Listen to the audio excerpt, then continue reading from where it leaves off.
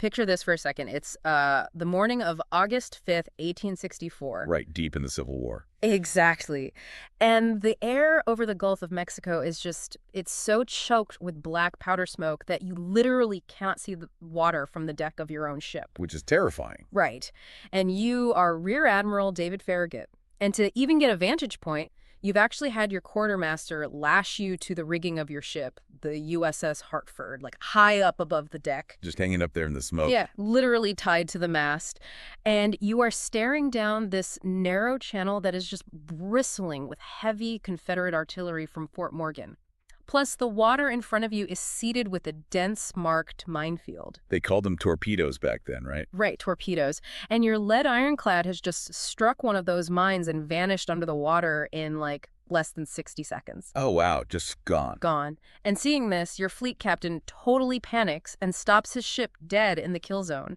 The entire assault is collapsing right in front of you. Every eye in the fleet is looking up at you in the rigging. So what do you do? I mean, that is the ultimate crucible right there. Yeah. That moment, it just strips away all the theory, all the planning, and it forces this immediate visceral choice. And that really is the exact scenario we're using to ground our analysis today. Yes, because we're diving into a really unique set of sources today for you. We're unpacking this read-ahead packet that was actually designed for an upcoming spiritual fitness staff ride. Hosted by the Langley Catholic men. Right. Scheduled for this coming Monday, August 10th, 2026. And the mission of this packet, and I guess our mission for you, the listener, today, is to explore how a historical battlefield functions as an ethics laboratory. Not just a museum tour. Exactly. Not just looking at old cannons. They are using this specific moment at the Battle of Mobile Bay to test moral decision-making under absolute extreme pressure. And, you know, the staff ride concept is such a brilliant framework for this. It goes all the way back to 19th century military thinkers, guys like Karl von Clausewitz and Helmuth von Moltke the Elder. Right, the classic strategists. Yeah, they understood that you don't build real judgment by just reading casualty figures in a nice, warm classroom. Yeah. You have to understand what they called the friction of war. The friction, yeah. Right, that grinding, chaotic, psychological weight that just distorts reality when the bullets actually start flying. So the methodology of a staff ride, it collapses the distance between you and the historical figure. So you're right there with them. Exactly. You put yourself in Farragut's boots, or, you know, the boots of a young sailor, and you don't ask, what was the historically correct answer? You ask, would I have possessed the character to make the right choice when the pressure was maxed out? It's like a flight simulator for your conscience. Oh, that's a great way to put it. Right. But to really grasp the weight of the choices made in this ethics lab, we have to look at the immense strategic pressure that was just compressing down on Farragut that morning. He was massive. It really was. Because anyone familiar with the late stages of the Civil War knows that by August 1864, the Northern public is reaching a total breaking point. They're exhausted. Totally exhausted. We've seen the sheer attrition of the Overland Campaign. Ulysses S. Grant is locked in this grinding siege warfare at Petersburg. Bleeding men every day. Yeah, and William Tecumseh Sherman is bogged down outside Atlanta, so the political clock is ticking way louder than the military one.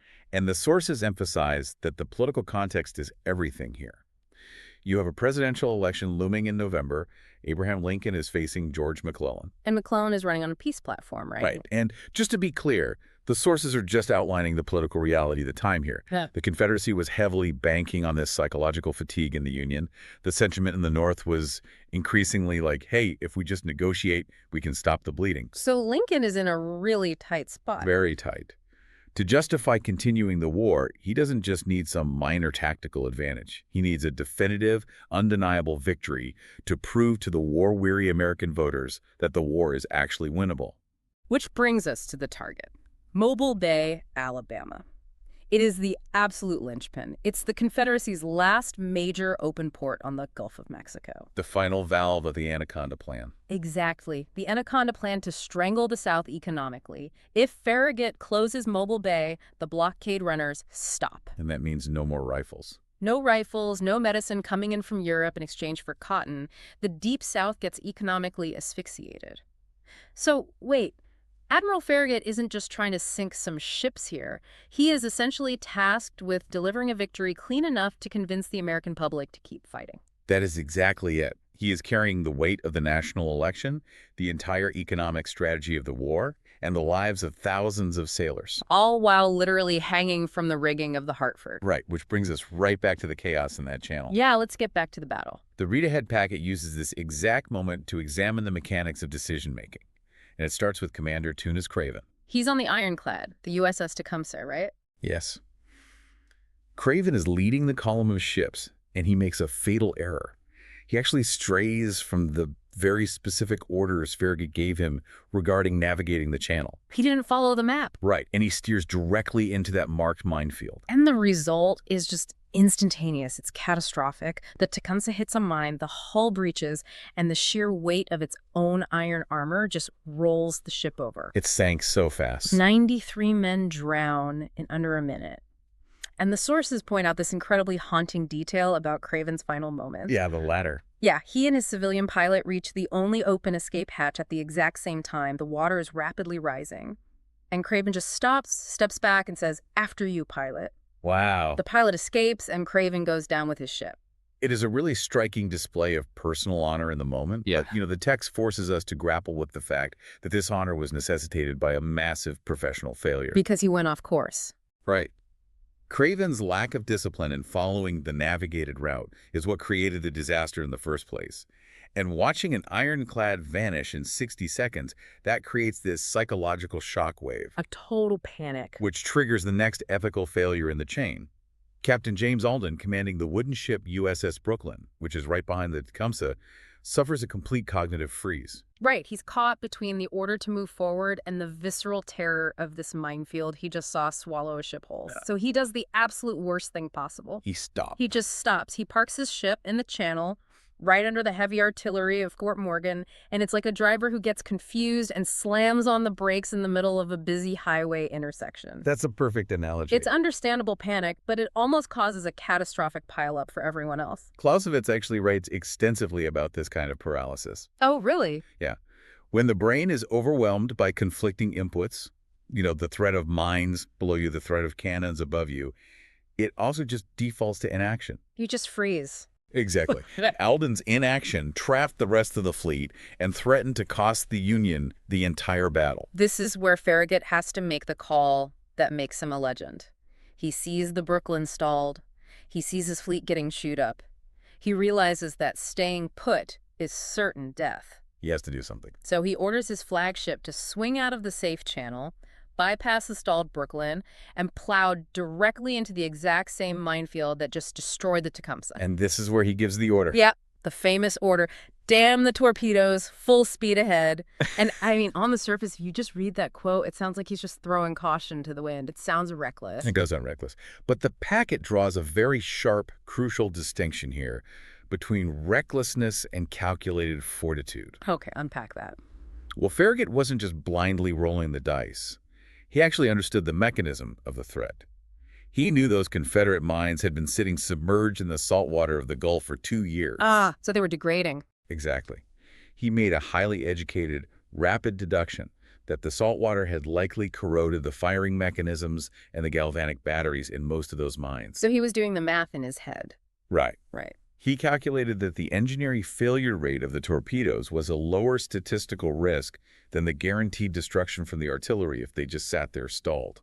And he was right. The sources say he could actually hear the primers snapping as the Hartford bumped into the mines, but the black powder didn't ignite. Just amazing. His understanding of the environment allowed him to take a calculated risk, and that calculation is immediately contrasted in the text with the actions of the Confederate Admiral Franklin Buchanan. Right, Buchanan is commanding the CSS Tennessee inside the bay. Right. And Buchanan provides the perfect counterexample to Farragut's calculated fortitude. He really does.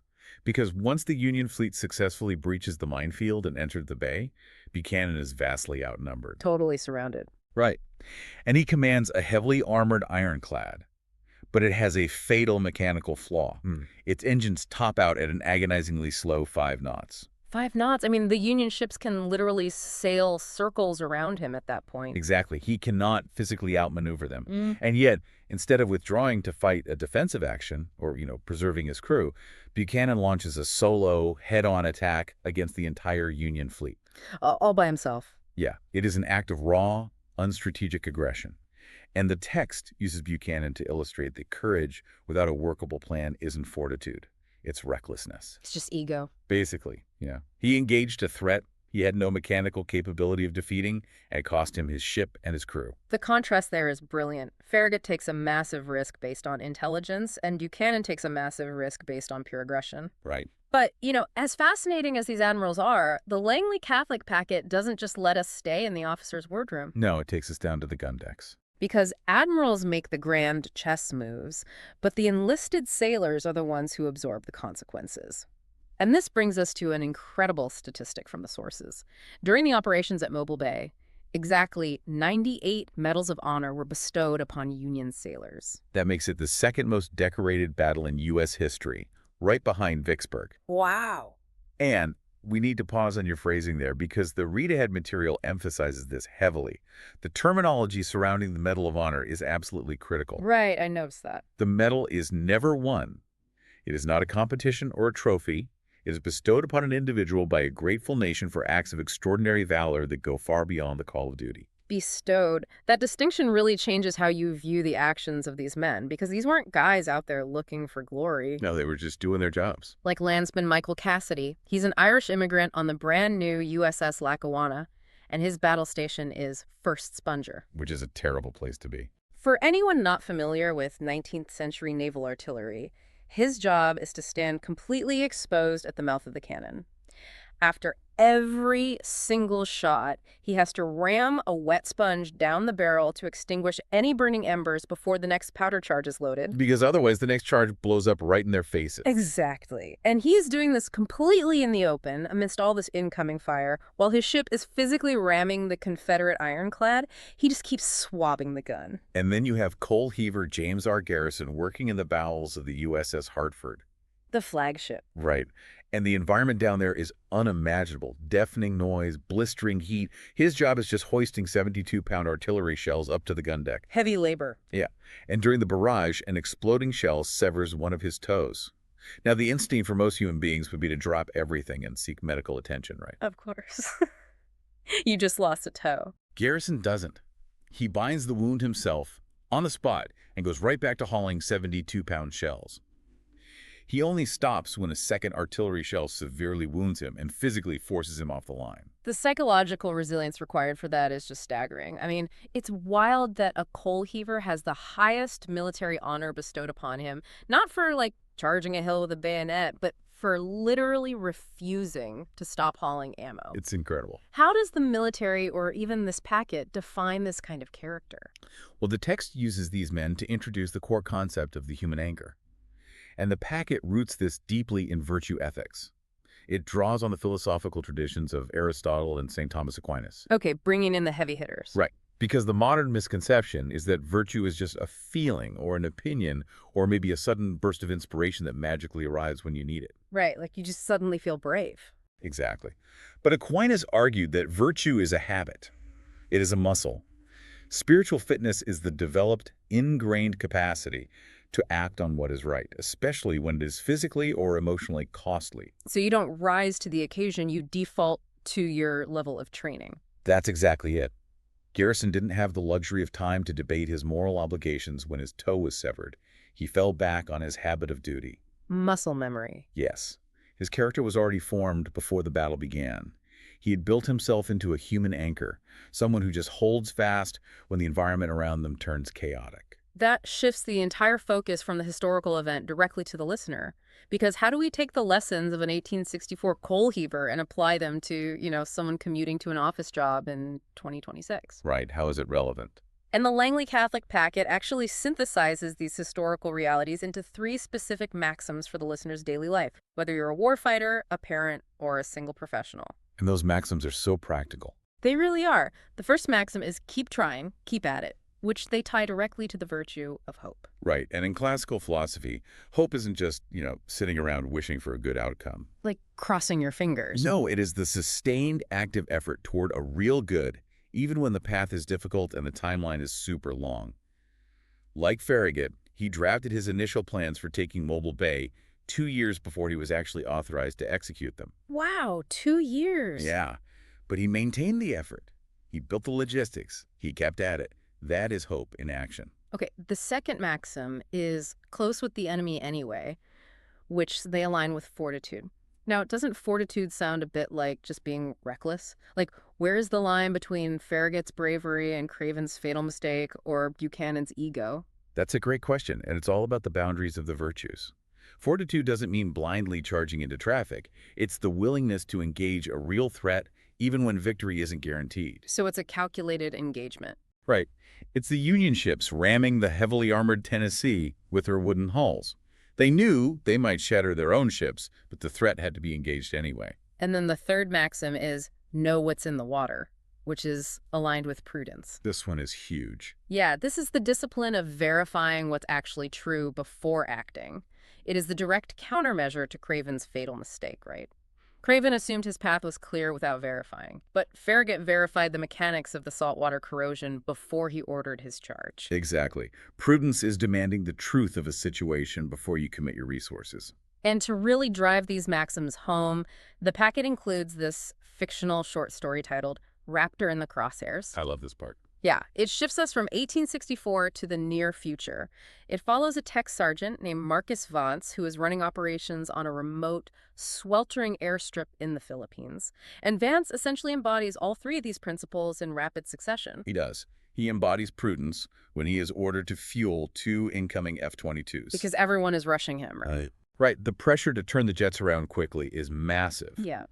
But Vance refuses to hook up the fuel hoses until he physically tests the fuel bladders for water contamination. He knows that skipping that verification could cause an engine flame out and kill a pilot. Exactly. He demands to know what's in the water, quite literally. And his fortitude comes into play when the base is suddenly targeted by an incoming enemy drone swarm. Vance has a laser jamming system, but if he activates it, he blinds the drones, sure, but he also instantly broadcasts his exact location to the enemy. He becomes a target. Yeah, he has the option to hide in a reinforced bunker and just hope for the best, but he chooses to close with the enemy anyway. He activates the jammer, exposing himself just to protect the wider perimeter. And through it all, he maintains hope, doing the exhausting, unglamorous daily work of holding the line when communications are jammed and no backup is coming. It's such an excellent translation of naval history into a modern operational scenario. It really is. Yep. And the brilliance of the packet's approach to virtue ethics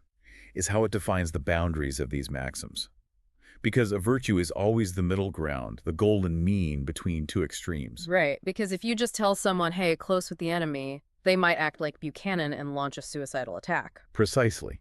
Fortitude is the razor-thin middle ground between hesitation on one side, which is Alden freezing in the channel, out of fear and recklessness, on the other side, which is Buchanan attacking without a viable mechanism for success. It's all about balance. And the text applies this directly to the listener's personal life. Like, if you are dealing with a conflict in your family, fortitude means you don't avoid the hard conversation because you're afraid of it.